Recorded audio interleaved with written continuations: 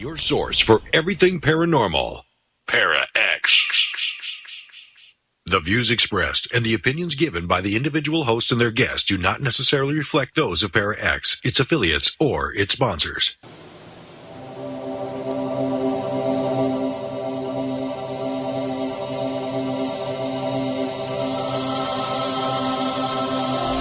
Merry meets and merry part, bright the cheeks and warm the heart. But tread the circle thrice about, to keep unwelcome spirits out. Bide within the law you must, in perfect love and perfect trust. Mind the threefold laws you should, 3 times bad and 3 times good. These 8 words the read fulfill, and ye harm none, do what ye will.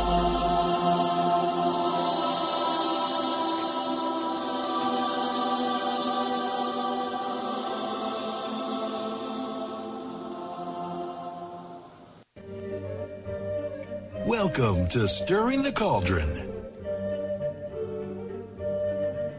Now, here's your host, Marla Brooks. Merry meet everybody, and welcome to Stirring the Cauldron. My guest tonight is author Pamela K, and she's got a subject that you're going to take a pretty good interest in. We're going to talk about her latest book, but let me fill you in on her before we do that. She gave Ignoring Voices in Her Head and now writes award-winning, best-selling horror, fantasy, science fiction, poetry, and nonfiction books. And tonight we're going to be talking to her about her latest book that leans towards cryptozoology rather than things that go bump in the night. And it's called Werewolves, Dogmen, and Other Shapeshifters Stalking North America. Now, you in the chat room, as always, you know that you can ask questions or share comments with Pamela during the show.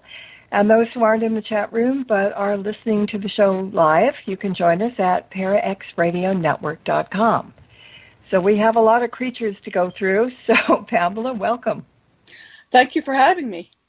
Well, you wrote a good book, and I had to have you on. I mean, just that simple. There's a lot of people that have a question about shapeshifters. What is your definition of a shapeshifter? Anything that can cause maybe a person to change shape or an animal to change shape. It doesn't have to be necessarily the old-fashioned way of, the full moon, supposedly, though that's debatable in history with werewolves anyway. The full moon had to do it, but it could be, or a bite, which is not true in any, except in the movies. But it can be like the Wendigo takes over somebody and changes them completely. They start becoming cannibalistic, and they become so cannibalistic they become like the Wendigo, which is very odd looking with the deer horns and stuff that you hear about. Otterman, people become that, slowly but surely become the Kushtika. So that's that. And then there's the Skinwalker, which are witches. Same thing with the owl witches. They use magic, so they're not real true werewolf types, but, they shift their shapes by using, magic to be that way. Mm-hmm. I wish I could figure that out, but maybe one of these days I will. So in what way is North America being stalked by shapeshifters? Oh, gosh, there's just a lot of it. A lot of it's indigenous, which is interesting, because I have, believe it or not, Sioux in me, in my ancestry. So learning about, I figured there would be some Native Americans, but there's a lot of it. And then, of course, there's regular stuff, werewolves and dogmen, which people have seen, like same thing as Sasquatch. And dogmen look like, I hate to say it, werewolves or wolfmen anyway, because same thing, shape and the whole thing. So you have a lot of that. And actually, what's pointed out today was shared on actually a couple of TV stations and news places. The mysterious figure caught by the zoo's camera outside of their fence in Texas. Huh. So is that a coyote on its hind legs? Is that a chupacabra? So I downloaded the picture I took, on my hard drive. I figured because you can't bring it closer. And that's what I do with my ghost books or ghost pictures, even when I'm investigation now, because ghosts aren't going to come up in front and say, here I am, take a picture of me right here. They may be in the background and stuff. So you have to kind of look for figures and figure out what's what. So I looked at it, and I'm getting real close as I could. What you can see, whatever the camera shows in the dark. And you can see a wolfish or coyote-like head on it. And the rest of it looks pretty human to me, a skinny human figure. And I'm thinking it's probably somebody that lives out there, knows the skinwalker stuff, because Texas is near New Mexico and all Arizona, all that area. And a lot of them will believe in that stuff, but they also hear about it. And so they know that the stories of skinwalkers, and it's in my book, some of them, when they're looking human, they actually wear skins like a coyotes or animals on their head. I guess kind of helping them to start shifting maybe as part of it. In fact, in the Navajo lore, Navajos do not believe in wearing skin, except maybe something like sheep or something like that, cattle, nothing with any fur on it because of all of this. So, and feathers. So, yeah, I'm thinking somebody's cosplaying a skinwalker. And I'm thinking, yeah, probably, but you never know, right? yeah, you never know. It could be, but it could be also, like I said, someone knows the story and they know there's a camera there pointing out from the Zoom. Maybe they thought that would be cool to freak them out. I don't know. I mean, that's just my theory. I mean, I could be wrong. Maybe it really is a skinwalker, but it wasn't a coyote on its hind legs. It was pretty human looking on the bottom to me, and it definitely wasn't a chupacabra, because if the description of those, it looked like coyotes with a lot of mange, and they wouldn't be on their hind legs anyway, or look like monkeys and other, out in the Caribbean area. So that's what it looked like when you would see a skinwalker in the stories where they're human still, and they wear the skins of an animal on them and that. So yeah, well, I know the Native Americans talk about that a lot and believe in it, but I would kind of think, and that's just my opinion, that a skinwalker would not want to show himself. They would be, doing what they're doing, but they wouldn't be advertising what they are. So that's when you get a picture like that on the news or something. I always go, no, it can't be. Even Bigfoot can't be Bigfoot. He doesn't want to see that, but a skinwalker, no. Yeah. And why would they do it outside of a zoo anyway? I mean, if you think about all the places they could do it if they wanted to. Yeah, that's true. Yeah. All right. So all cultures have their own shape-shifting lore, don't they? Yes, they do. I think I've read about the Japanese and some other things, but I imagine it goes back as far as Greece and all that. I mean, Greeks, Romans are two boys that suckled on the wolf. And actually in Greece, when King Lobos gave Zeus a body of his kid, who ate the flesh, and Zeus found out and he cursed him. That became the first werewolf, technically, I guess. At least European-wise. And there's been stories in books and even in the Bible. I mean, St. Christopher said, have a dog head, been described. There's dog-headed men seen in different isles and stuff. You see that in the Greek stories and stuff. So, wasn't there something, I don't know if it was in the Bible, but it was some kind of Christian working that said that Jesus was preaching to dogmen or something like that? I know that St. Christopher also had a dog head. So I have no idea. I mean, who knows? Maybe it's possible. I don't know. I mean, well, it's just interesting that something like that seems so foreign, that can't happen because we're all, here we go, oh no, that's all phony or whatever. But when something goes back to ancient times, I mean, where would that have started? I mean, that's a rhetorical question. But if people have that sightings from ancient times, there's got to be something to it. Maybe. And they're all over the world in places that nobody actually we for a long time weren't meeting each other at one point. So, and there's actually werewolves in more than just Europe, but there's also other shape-shifting animals that people become, and it makes you wonder. I mean, kind of, there's just all sorts, and not everybody's been together to trade stories like we now can. People travel now by plane. They have the internet, so everybody can push stories out like crazy. But back then, I mean, you know, you were stuck in a little village. You're lucky to maybe get to the nearby market at some big town to deliver goods and then come back. That's about it. Maybe once a year. So I mean, that's the mystery of it all. Got a chat room question. Would doppelgangers be considered shapeshifters, or is it a type of crypto corporate? I can never say that word. Corporeal. It's connected to ghosts, is what I know. So, and is it a shapeshifter? I don't know. I mean, maybe technically it could be as a ghost wise, but that's a good question, because it usually takes the form of someone that's real living. And actually that happened, and that's in my Virginia Haunted Historic Triangle, the second edition. I was at a convention as a guest, and they had it for a few years at a hotel in Waynesburg called Fort Magruder. And the head of the housekeeping, you know, they had a lot of ghostly sightings there. You know, they had the Civil War happen there, and a lot of bodies they found buried on their land and stuff like that. So she had told me a lot of stories, and she said one of them was her housekeeper, and she thought she saw her up.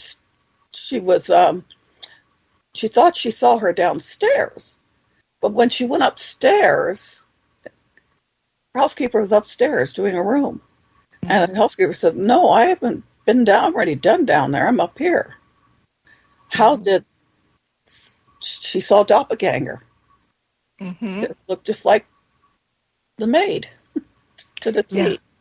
Why? I don't know. I've heard other stories too. So I haven't never encountered a doppelganger at any investigation, but it's interesting.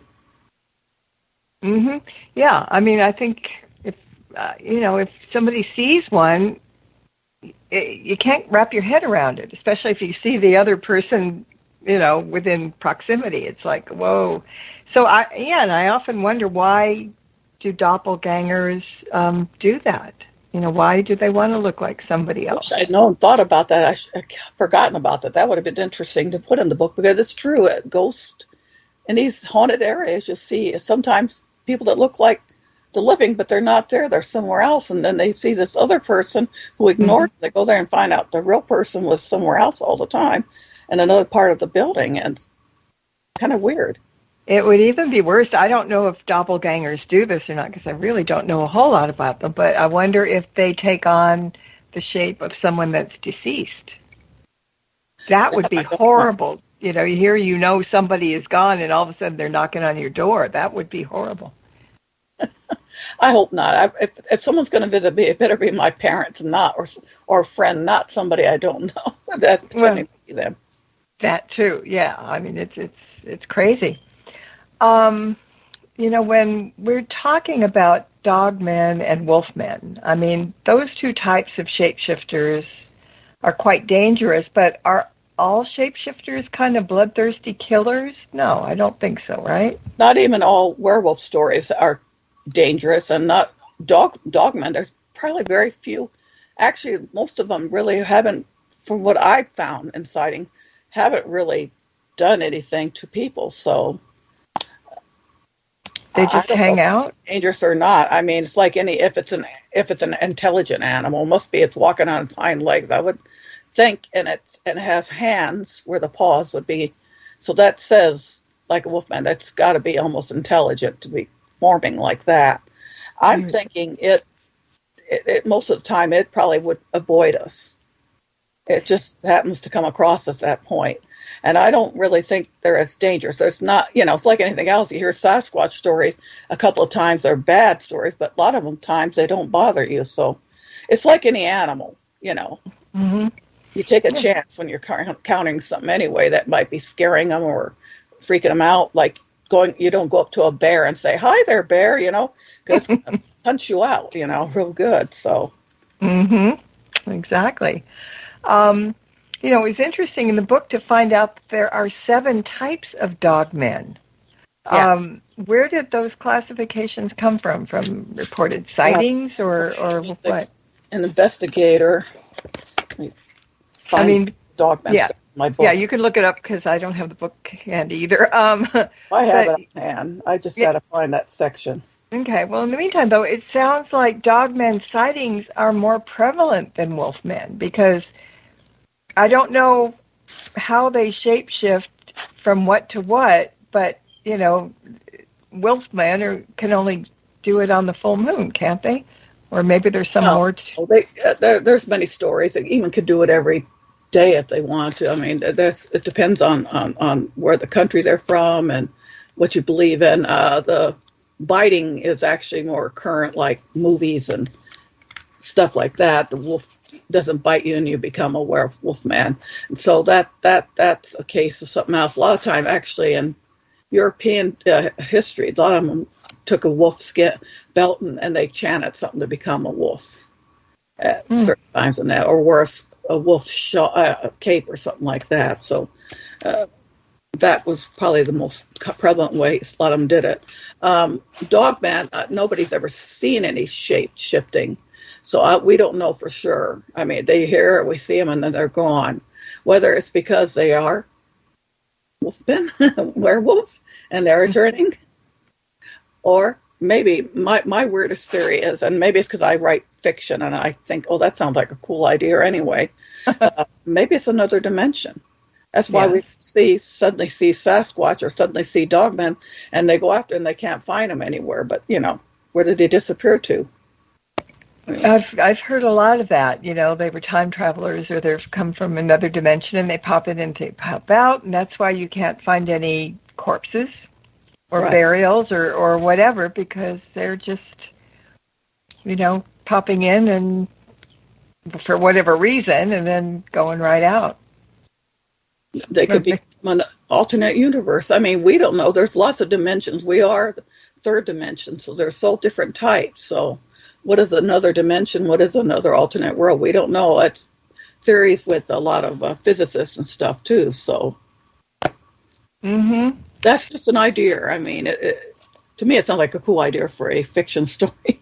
Well, yeah, it does. But it could be possibly true because that's pretty scientific. So who knows? Until we can prove something or get one or get them to tell us somehow, maybe. Who knows? That's the only way we're going to probably know is all the sightings or stories we get and stuff. So, in other words, don't hold our breath, right? Right. Because it probably isn't going to be that soon. Couple more questions from the chat room. One question is, are cryptids that shapeshift egregores? Yeah. Does that make sense? Probably the word, I should know it, but can you tell me do they know what egregore means? Well, I know right off the top of my head, and I just drew a blank. It's carnivore, which obviously dogmen do eat. Yeah, no. Carrying sheep, but. Yeah. Sherry, just get the egregore description, because I just went blank on it, and I know it, but duh. I would go on my computer right now, but getting off now. I'm not very good at that. Yeah, that's all right. I'll ask you the other question now, then. Are the stories mostly sightings, or are there interactions and communications with these shapeshifters? It depends. The sightings are dogmen. Mostly they probably had interaction. I mean, if they're coming across, or somebody's got a deer, like one of them was taking a deer back that they had been killed, and they felt something in the back of their truck shaking, and they went back there, and of course they found the deer gone because the dogman came on there and took it. So he had saw it in the mirror that was in, so it took the deer. So I guess that's a sort of interaction. They don't come up and say, hi there, like that. But so there are reported sightings and some kind of communication. There also is wasn't a dog man as much as a cat man, you might call it. It was actually on one of the Travel Channel's shows. I added some of that in here, and I found it somewhere to write doing readings where the guy had come driving home and he had gotten out of the car. He was in the woods area, and something he thought it was looked like a panther, okay, at the time, or a cat, but it jumped on him. And it knocked him down, and he looked at it, and it was a cat, because it had a cat tail. And it was snarling at him, and then it ran away when someone's car stopped. I guess scared it off. And they watched it, and the person saw it, and he saw it. It ran away on hind legs. And it wasn't a dog man because it had a cat's tail at the end, like black cat, panther-like. So there's been that sightings in America, too. So more than just dog man, there's a panther man, cat man, whatever you want to call it. Yeah, and in the book, I mean, you have the stories and you have the dates, and some of them are old, but some of them are in the 1970s. There's a couple from, I think, 2005. So these sightings are going on. Dogman. Sorry? Some go back to the 1930s and much earlier with the Dogman. Yeah, but we still have sightings and encounters to this day, so I don't think it's kind of like something that's going to go away anytime. And, maybe at some point we'll get to know more about that, Well, where I live out here, there's something, and I termed the name Henrico werewolf, because that's all you would think about back then. This was before the stories of dogmen you hear about. And it's been seen in a certain area in Henrico, 2 places. And, of course, nobody ever sees it shape-shift, but they came see something. One time, someone saw something and almost reminded me of the description of the Harry Potter movie with the werewolf that didn't look like a werewolf. Yeah, he had the male form. Yeah, pretty much. He was more whitish and everything. That's what these look like in description. It freaked the guy and his girlfriend out. And then there's been other sightings over the years. And I termed it Henrico werewolf. I thought, what the heck, what am I going to call it in this chapter in my ghost book? And later on, I saw, actually, Linda Godfrey picked it up. So that was kind of interesting in one of her books. So I thought, well, she picked up my term. But it's been seen. It might be a dog man. I mean, there's nobody ever sees anything shift. Same thing with a lot of these werewolf stories. And they may say werewolf, like in Dismal Swamp. There was one in 1800s. I put it in the werewolves because that's what they called it. They didn't know about dogmen back then. Mm-hmm. And they had sightings that looked like a monster wolf on its hind legs, right? Mm-hmm. Might have been a dogman. I mean, I think they're interchangeable in a way, but I separated them enough to give people their stories differently, because some call them definitely werewolves or something, and some did have shape-shifting stories in it. But the dogman, there's no possibility. So some of them in the werewolf could be dogmen, but it still has the term. So I kind of kept them that way for people to figure out what they want to do, how they want to term it in the long run. Yeah.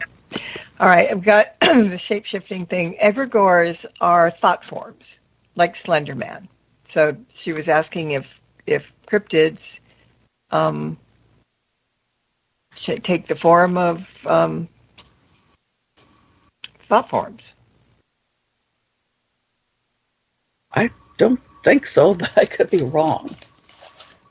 Yeah, I mean, I don't know either, but I think, yeah, I mean. And I found out about that Dogman.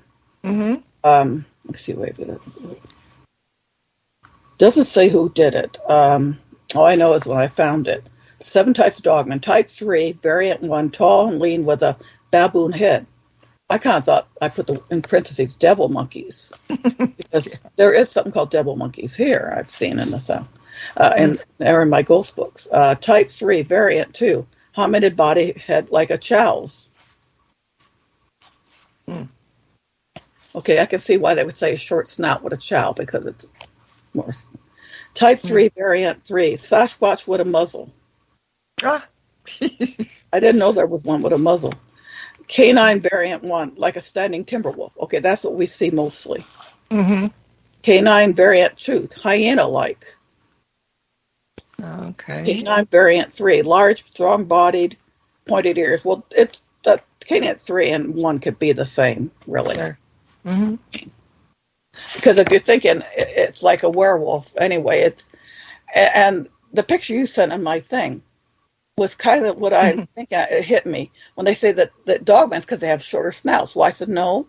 Timber wolves have the same long length of snout, because the picture, the one I have in there, is from our local zoo. He's a timber wolf, male. Mm-hmm. A Siberian husky had the same length of snout, and huskies are actually more directly close to the wolf than many of the dogs. That's how they work with the huskies.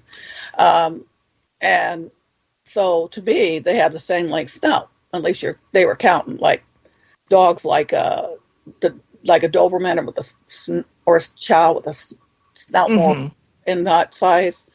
Yeah. But they wouldn't have pointed ears then. I mean, pointed ear dogs just have longer snout. So and as for werewolves, but yours looked perfect for the idea of it being somebody shifting from a human, because you could see the human features in that face. I know, it was a really neat picture. I was glad to grab it.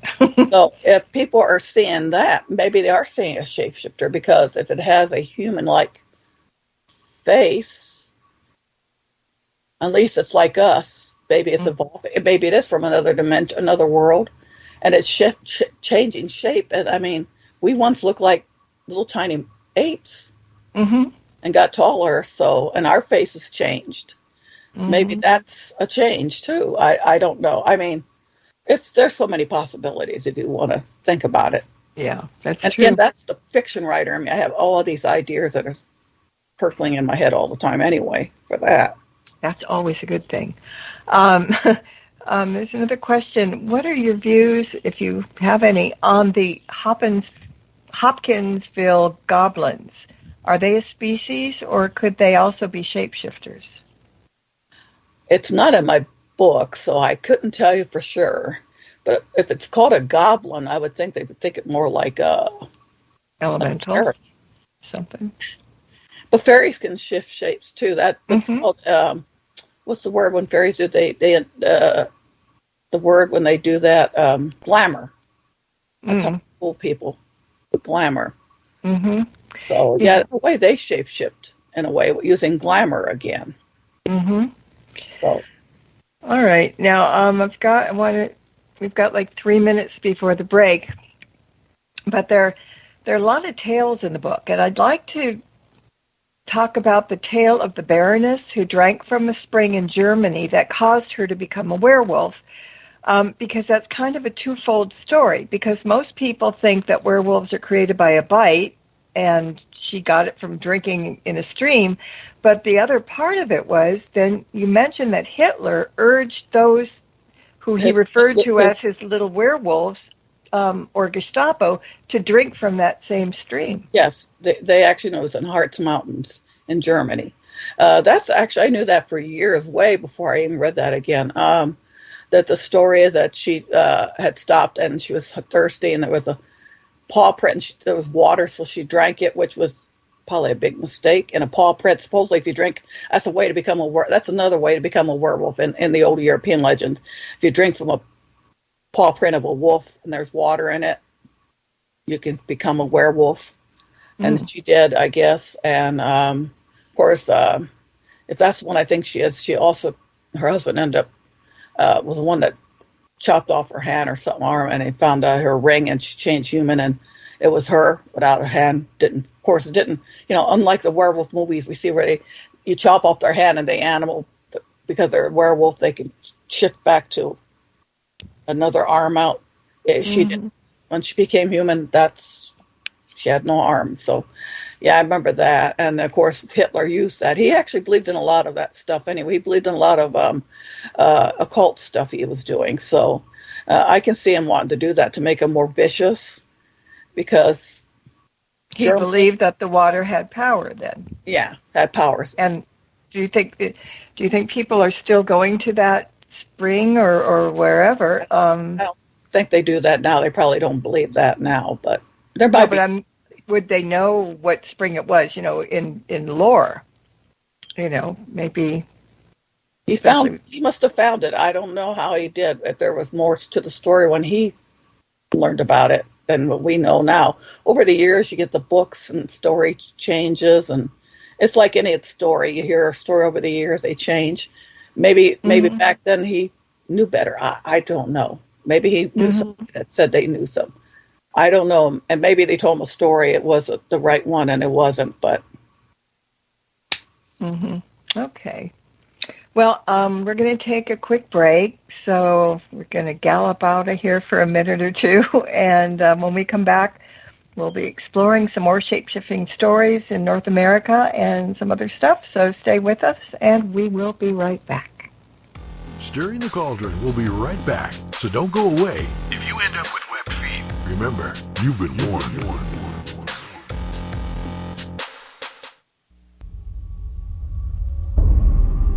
Demons, vampires, werewolves, skinwalkers, all of this and more, Sunday nights at midnight on the Staring Into the Abyss radio show. Come, get lost with us.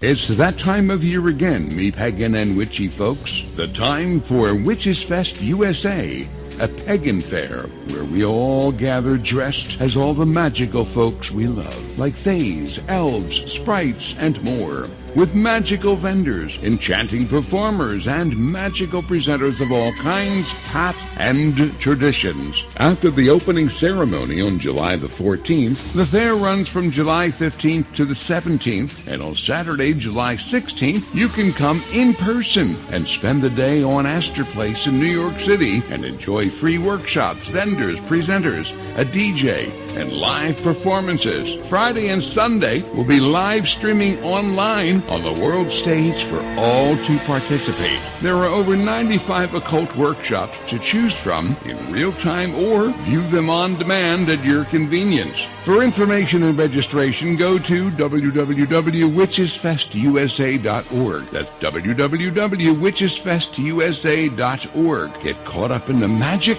and enjoy. Welcome back to Stirring the Cauldron. Once again, here's your host, Marla Brooks.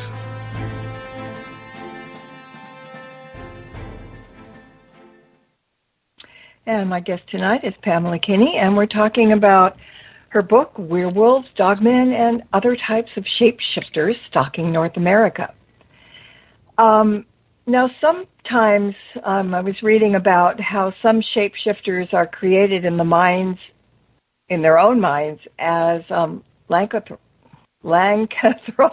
Geez, today I'm not using my mouth very well. And I was curious about that because that was, people means that they think that they're wolves and they're not. And they're not shapeshifters. They just, a little bit not with us. So I was curious, and I got in touch to a good friend of mine who happens to be a psychiatrist.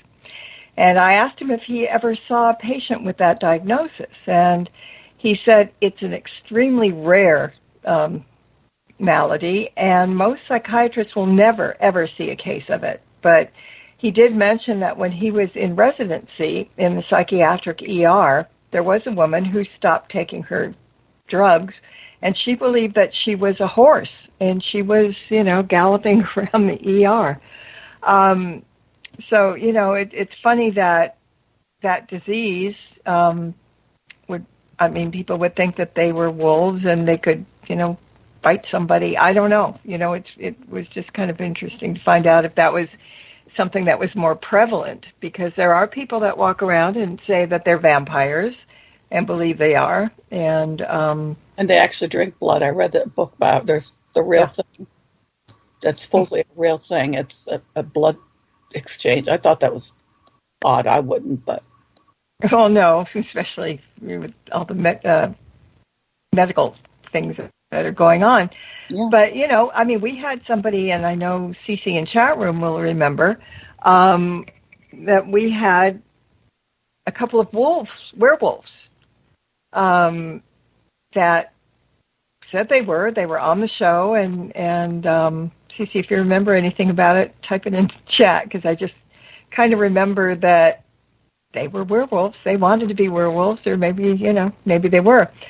And while you're writing that, there's something else. My guest last week was a psychic medium, and he touched briefly on shapeshifters, saying that he actually had seen some and had some encounters with them, although they tried their best to get away from psychics. But when he had the encounter more than once, it was in an airport. And this one time,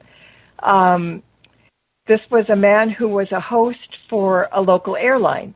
And he says that they have taken on human form, and when shapeshifters notice that they're being looked at or recognized, they'll drop everything and just run. And this particular one dropped his walkie-talkie and pegboard, and he skedaddled out of there really quickly.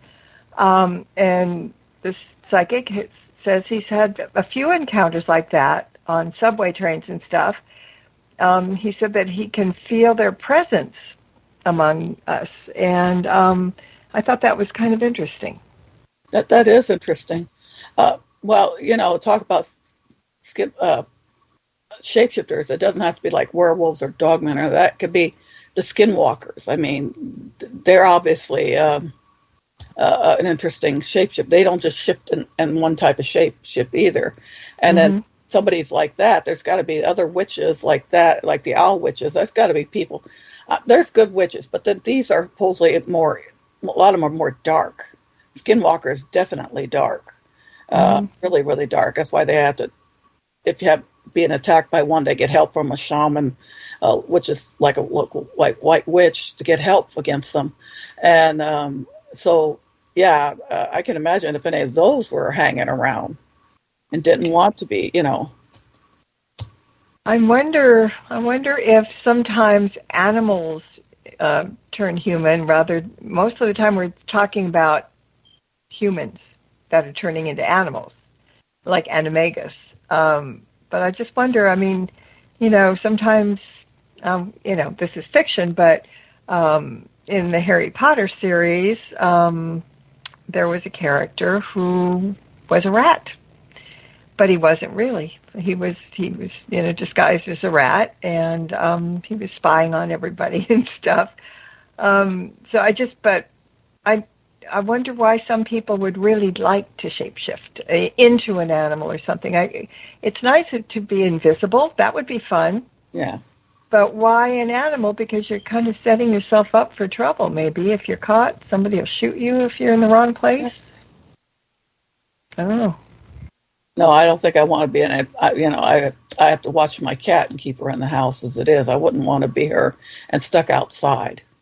Mm-hmm. Because I've seen too many animals laying dead on the street and stuff. So, yeah, you're right. And there's other animals that will attack them, too. But talking about opposite way, there was a fiction story I read years ago, and it was really cleverly done on a werewolf side, but it was from the wolf. A wolf one day woke up. He was a man, naked man, and he was with his pen at the zoo. It was in London. And he was puzzled. He couldn't understand the other ones. He knew his mate was there and everything else. He just didn't understand. And ended up, he had to get out of there, and he kind of learned, I guess, to get clothes and that, but he ended up in a hospital. And he actually attacked the nurse because he was coming that time of the year. He's a male, okay, and mating season, and well, that was logical. I mean, as an animal, he didn't know any better, even in human shape. And ended up, he finally started reading books on werewolves and stuff, because trying to figure out how I could get back to being a wolf. He didn't want to be a human anymore. And he finally found a way, and he got back to the zoo, and they put him back in. They thought, what happened to him? And he said later on, it was a woman, he recognized her, it was the nurse, and she had a baby in it, and she was staring down at the wolf like she knew. And he looked at the boy, because he remembered all the books he read. He says, he felt sorry for his son, because he figured he was going to become a werewolf because of what happened to him being a real wolf, but transferred into a human at that time. But that was a clever fantasy story, too. Mm-hmm. So It would be. so that makes you think about that too. And sometimes the fox maidens, sometimes they say they're even more animal than they were the opposite when they hit Mm-hmm. and so Yeah, no, it's really interesting. Okay, so here's the lowdown on the werewolves. Okay, so they said they did have a pack mentality, and they would pounce on you if you questioned one of them. And then there was a whole pack of those who said they were werewolves when the site was being upgraded once, and I kind of remember that. And I think, if I'm not mistaken, they were offering their technical support for the station. So I don't know what happened to them, but are they real werewolves or are they the ones that think they are? well, if they think they are, then they are to them. But Yeah. no, I mean, I don't know because I don't know if anybody. I mean, there are a couple of people here that remember that, but I don't know that we saw them Yeah. in any way, shape, or form. So I don't know. We know there's two medical conditions. We know about the lycanthropes because that's an actual medical condition where they think they are Yeah. a kind of animal. And then Mhm. there's also those that are born with the hair problem. Yeah. I remember years ago seeing it was in Tijuana because I lived in California, and in the paper a baby was born and it looked kind of like it had hair all over. It looked like almost like the Wolfman from the Wolfman movie. Mhm. So, and yeah, I can imagine if anybody was born like that back in the old days, primitive people, oh my gosh, that must be a werewolf, instead of poor kid can't help it, or, their hair is just that way. Yeah, I saw that picture. It was in a book of anomalies, different people, what they had. Some had 3 legs and whatever, and they called this the dog-faced boy. Well, they actually have a term for it, a medical term. I mean, Yeah, hirsutism or something like that. I don't, yeah. So that's another term people could probably almost think if in some places probably thought they were werewolves too. So that's another way of saying it too. So. Mm. Okay, and I just found out that our werewolves were lycanthropic. They didn't believe they changed shapes, but had the personality of a wolf or a panther, as she recalls. Right. I just know that they weren't on good terms after a while. That's all I seem to remember. Let me think. Oh, okay. I knew there was another question there. There was a mythology of 2 bears. They wanted to become human, just drink water in the cave for 100 years. One failed and one succeeded. Do you know that story? No, I don't think I have that in my thing.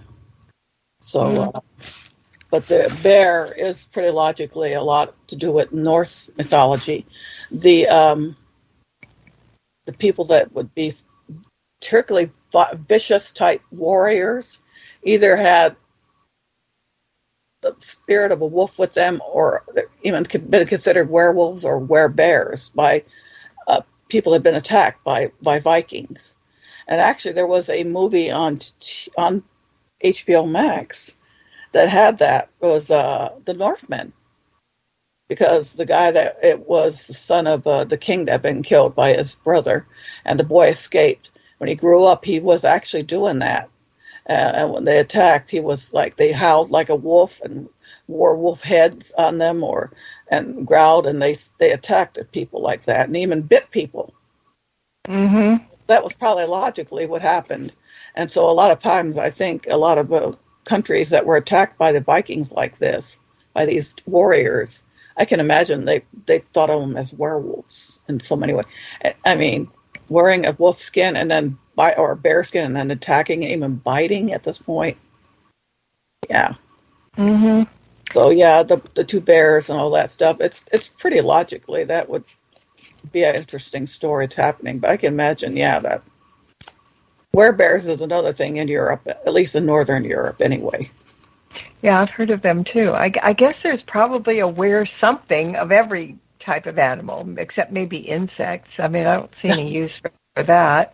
But okay. So I mean, I didn't read the werewolves and witches chapter, but of course, people always relate witches and the devil. but I didn't know about witches and werewolves. Can Yeah, you fill me in? Sometimes witches were thought to anyway shapeshift. Mm-hmm. So that was that even back with those times, even not Mhm. just now. Yeah. And some thought they became wolves and stuff like that. Also, werewolves were burned at the stake too. If they were caught, and they were convicted of being a werewolf, not just a witch. They were burned at the stake too. So they were actually burned same time as the witches were in Europe. Yeah, but they even said witches. I mean, at this point, some of them anyway shifted shape, so they say, well, maybe they're both of them. So Yeah, well, we've been associated with lots of things, devils and all kinds of stuff, so why not werewolves, you know? And a lot of people think, again, going back to media and everything, that witches are animagus, that they're shapeshifters, and they always shapeshift into animals. And I wish I knew a witch that really could. I really do. Then I try and find out how to do it, and that's one way to get away from the crowd sometimes, isn't it? yeah. Okay, here's the other thing. I'd like to hear more about werewolves from outer space. Okay. Because that's something I never thought of. I mean, okay, if one believes that there are other galaxies and other beings out there, we talk about the gray aliens, we talk about the lizards. I mean, but they might not be werewolves. That might just be what they look like. That they maybe aren't shapeshifters. Dogmen, if you think about it, where did they go, and who knows? Well, there is that title in one of my stories on the werewolves from outer space. Mm-hmm. And there was a gentleman said he had been in contact psychically with a werewolf-like aliens until they turned their attention his same way. And his exclamation to the author of The Real Wolfman, that was Linda Goffrey, exposed that our planet went through several geographical epochs, and during one of these times, intelligent wolf-headed aliens had landed here. They are biding their time, waiting till our species destroys itself so they can take over the Earth. Mm. The way we're going, it may not be very long. I just figured, but I could not believe that they would be shapeshifters. I mean, they might look like wolves, or they might be a species all their own, but I don't know why they would want to transform it. I think maybe werewolves and the way shapeshifting goes, maybe it's just something that we think about, and nobody else really has to, or maybe it's second nature. I don't know. It's kind of weird. That they did resemble Anubis. That's another thing a lot of people say about the Dogmen. Well, so does Wolfman, if you think about it. Yeah. Oh, he's a jackal. And that their fur contains symbiotic, bioluminescent bacteria, giving a shimmering look to their coats when they move. He said the fur also gave off an unpleasant odor from the bacteria, which released a hydrogen sulfate gas product. Oh. That's what it said. So that's rude. Also have a warrior caste that wear bio armor beneath their fur, and this explains their bullet tolerance. Travel mode is portals resembling cones of darkness so they can escape capture by humans. So maybe like Dogmen into another dimension, but I don't think they had things underneath their fur. But well, you never know. I mean, see, cryptozoology is fascinating in that there are a lot of stories, there's a lot of interest, and people are, claim to see or have encounters and stuff. I don't think, honest to God, if a werewolf or a dogman could get our language and walk up to somebody and say, I'm really a werewolf, or I'm really a dogman, just being nice and friendly, nobody'd believe it. I mean, there would be no way.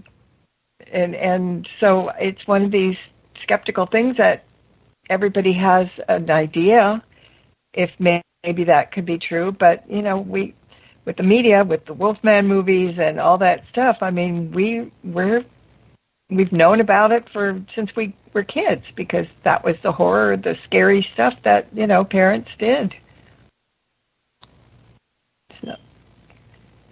just kind of interesting when you think about it.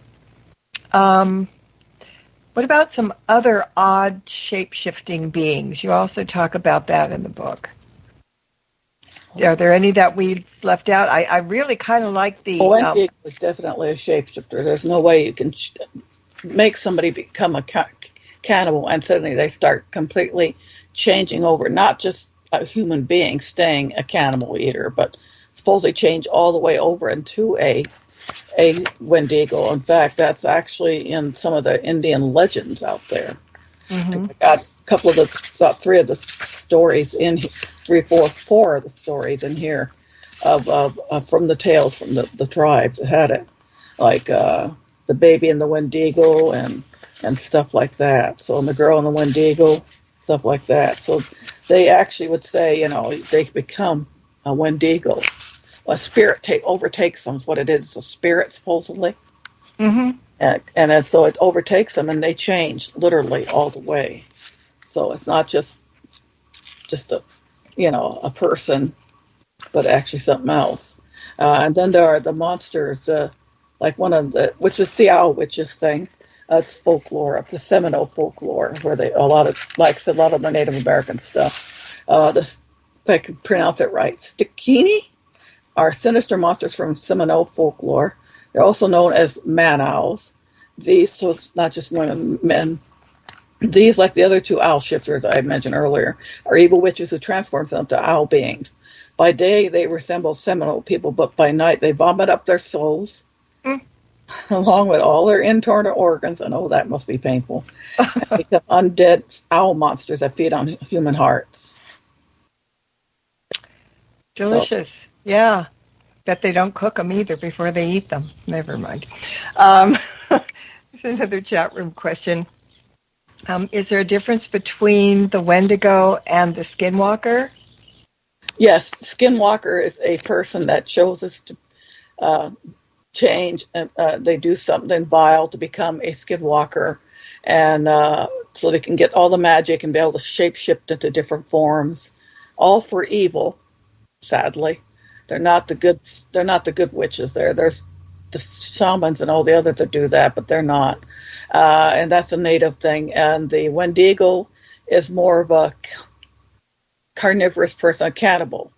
They eat things, kill people and eat them or whatever, and can change people. They bite them with a bite or whatever, and then they change them completely to they become looking like the Wendigo, and they, of course, start doing a lot of the cannibalistic stuff too. Until they infect somebody else. So that's two different types of creatures. It's not a witch. It's just like something making them that way. It's a monster. The skinwalker is a person that chooses to get magic evilly to get power that they wouldn't get, if they were just a plain old shaman, worship, their own way, normally in the peaceful way. So that's the two differences. I think we get a lot of lore from Native Americans, and because we hear about skinwalkers, we hear about windwalkers, we hear about all those things that do come from Native America, and actually shamanism is very close to paganism in some respects. Yeah. Because they're both a nature-based religion, if you want to call it religion, and deities, gods, goddesses. I mean, it just, I think we got a lot from them. But then again, there was other countries that have the same kind of things too. Yeah. Before we run out of time, I think you should talk about anything going on in the near future, any events you're going to be at, or are you working on a new book? What's writing happening? Stories, basically right now. I'm going to have to go back to writing fiction to finish a novel because I have the publisher to publish this. She actually accepted I believe I wrote a kid's book about fairies and Christmas. So that'll be interesting because she got people that can do artwork. I couldn't do that if you paid me. No. And next weekend, not this Saturday, but next Saturday, I'll be in Stoughton, Virginia for the Virginia Bigfoot Convention. selling my books there. So I thought, well, I got a cryptid in this book, but I also have Bigfoot stories and all my ghost books. And in fact, my Haunted Virginia Legend, Myth, and Truth Tales, that actually has a whole chapter on the Virginia Bigfoot. Because believe it or not, Virginia has the oldest sightings of Bigfoot in the United States. That's interesting. I found that out. And I'm not from Virginia, so I'm originally from California. So say that. I found that. I thought that was really cool. I tell people now, I say, Washington may brag about the Bigfoot, but we had the oldest sightings. So that's bragging rights for sure. So can you give out your website address and let everybody know what they can find there? Pamela K. Kinney, PamelaKinney.com. And they could put that in, or they can just put in it doesn't have a www before it, though. People have done it, and it'll still go to it. But PamelaKinney.com. And what can they find? They can find out about your books and things that events that you're going to and all that, or do you have a blog? Or they go to that. It'll take you to the main page, and on the right side, you'll see appearances at a glance. That's all my appearances.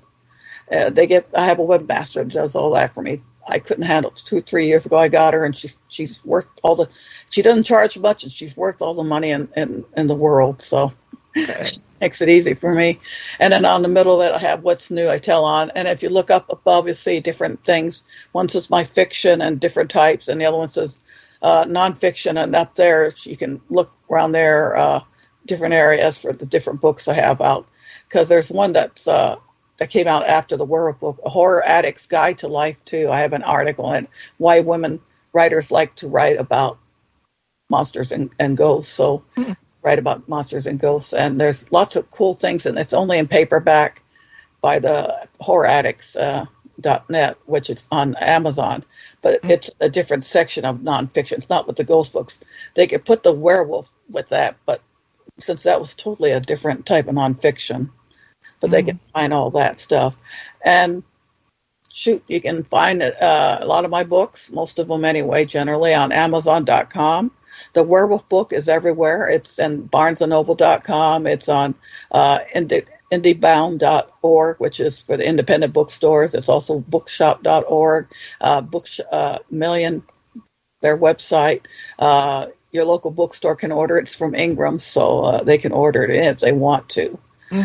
And of course, if you come to any of my events, buy it for me. I'll sign it. If you have any of my books or have it yourself already, bring it, and I'll be glad to sign it for you. So good.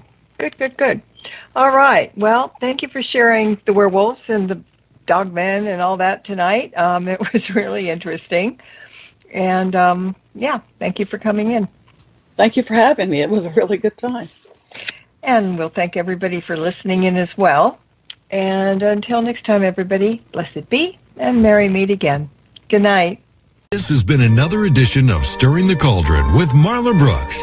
Be sure to tune in next week at the same time for another great guest and more fun.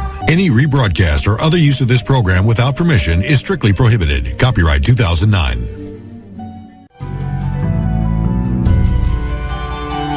You have been listening to the Para X Radio Network.